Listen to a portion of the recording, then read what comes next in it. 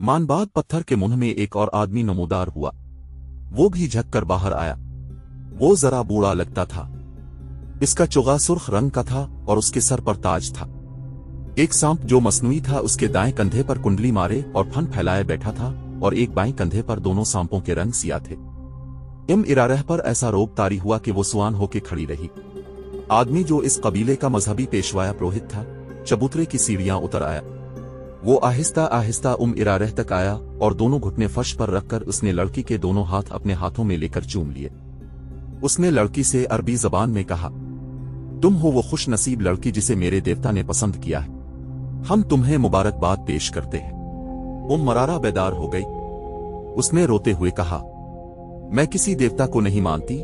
अगर तुम देवताओं को मानते हो तो मैं तुम्हें उन्हीं का वास्ता देकर कहती हूं कि मुझे छोड़ दो। मुझे यहां क्यों लाए हो? यहां जो भी आती है यही कहती है। परवहत ने कहा, लेकिन इस पर इस मुकद्दस जगह का राज खिलता है तो कहती है कि मैं यहां से जाना नहीं चाहती। मैं जानता हूं तुम मुसलमानों के खलीफा की महबूबा हो, मगर जिसने तुम्हें पसंद किया इसके उगे आसमानों के फरिश्ते सजदे करते हैं। तुम जन्नत में आ गई हो।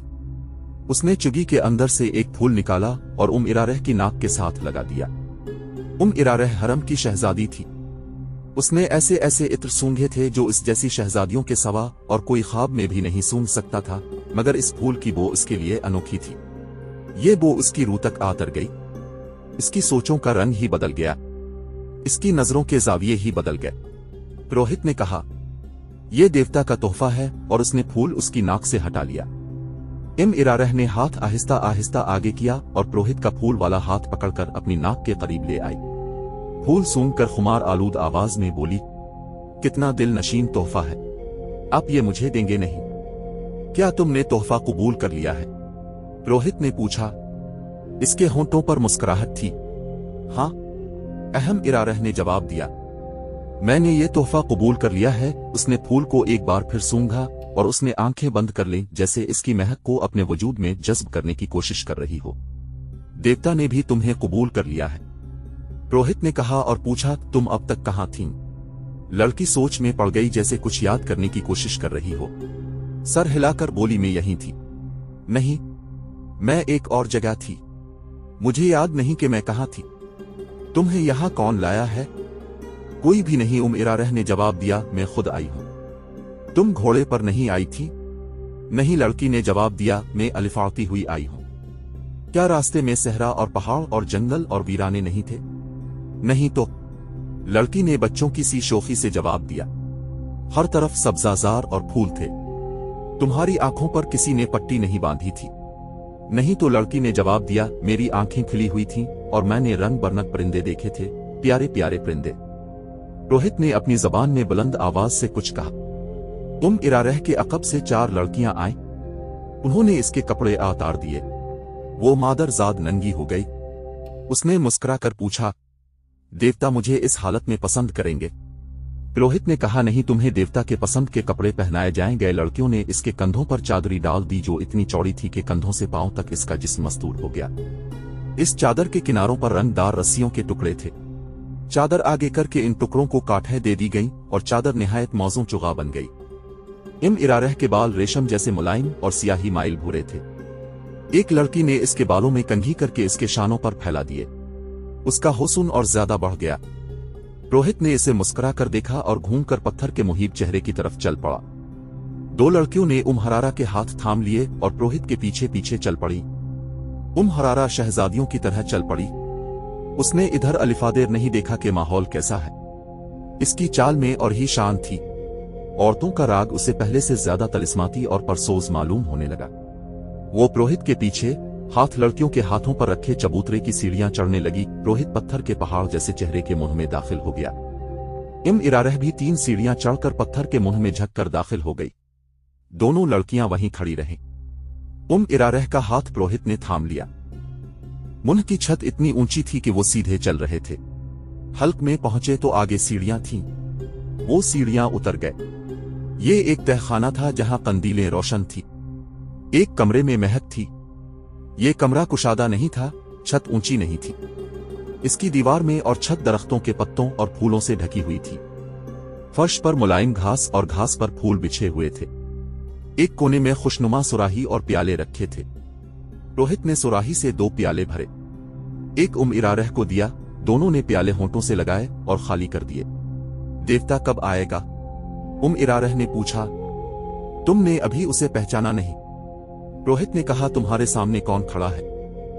इरारह इसके पांव में बैठ गई और बोली, हाँ मैंने पहचान लिया है। तुम वो नहीं हो जिसे मैंने ऊपर देखा था। तुमने मुझे कबूल कर लिया है। हाँ, रोहित ने कहा। आज से तुम मेरी दाल्हन हो। मैं आपको और कुछ नहीं बता सकता। मेरे बाप ने मुझे बताया था कि पुरोहित लड़की को फूल सुंघता है, जिसकी खुशबू से लड़की के जहन से निकल जाता है कि वो क्या थी, कहां से आई है और किस तरह लाई गई है। वो पुरोहित की लौंडी बन जाती है और इसे दुनिया की गंदी चीजें भी खूबसूरत दिखाई देती है। पुरोहित 3 रातें इसे अपने साथ तहखाने में रखता है।